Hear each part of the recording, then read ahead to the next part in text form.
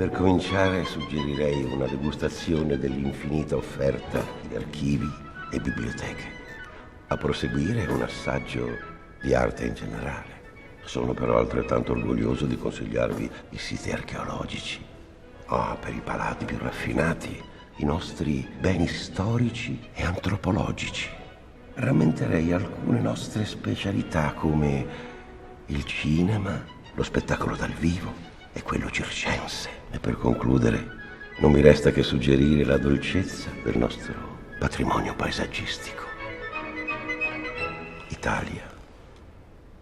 Il cibo per la mente è in tavola.